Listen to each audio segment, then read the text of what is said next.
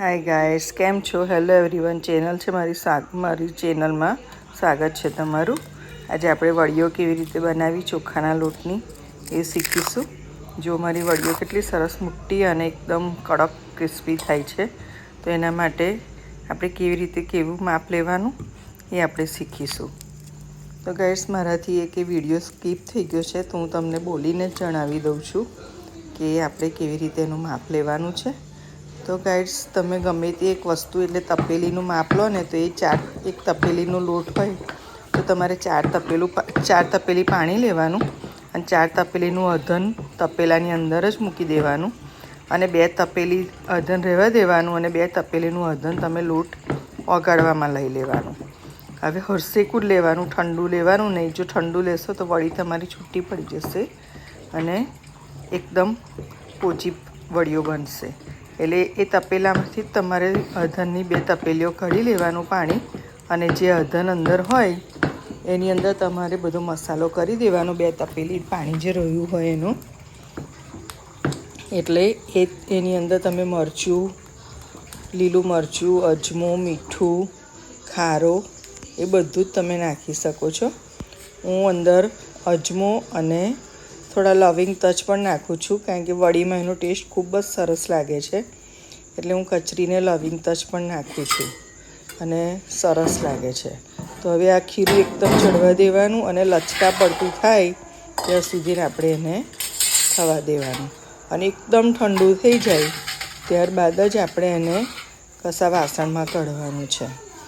ઠંડુ પડ્યા વગર આપણે વડીઓ બિલકુલ મૂકવાની નહીં. જો ઠંડુ પડ્યા વગર તમે મૂકશો તો પતાસા જેવી પહોળી વડીઓ થઈ જશે અને વડીઓ સરખી થશે નહીં. હવે એકદમ સિજાઈ જાય ને ઠંડુ એકદમ ખીરું થઈ જાય એવું લચકા પડતું, ત્યારે જ તમારે બધા વાસણમાં કાઢી લેવાનું છે. તમે ગાઈડ્સ પરફેક્ટ માપ સાથે જો ખીરું બનાવશો તો તમારી વડીઓ ખૂબ જ સરસ થશે. તો મેં કહ્યું છે એ રીતે તમે કોઈ પણ એક વાસણનું માપ લઈ લેવાનું અને એ માપે જ તમારે ખીરું બનાવવાનું. મેં એક તપેલીનું માપ હતું, મારે લગભગ એમાં 1.25 કિલો જેટલો લોટ મળ્યો હશે. તો આ 1.25 કિલો જેટલો લોટ છે એના જ માપે મેં આજે ખીરું બનાવ્યું છે.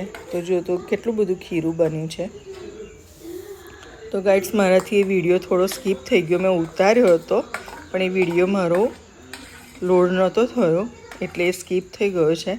તો સોરી ગાઈડ્સ. એટલે હું તમને આ કહીને જણાવું છું કે આવી રીતે તમે વડીઓનું ખીરું બનાવજો. કોઈ પણ તમે વાસણ લો તો એ માપે જ તમારે 4 માપ પાણી લેવાનું છે અને 2 માપ અંદરે રાખવાનું છે અને 2 માપ આપણે 2 માપ ઓગાળવાનું છે લોટની અંદર. એ જે ફરી હું બનાવીશ તો એનો વિડીયો હું કમ્પ્લીટ મૂકીશ.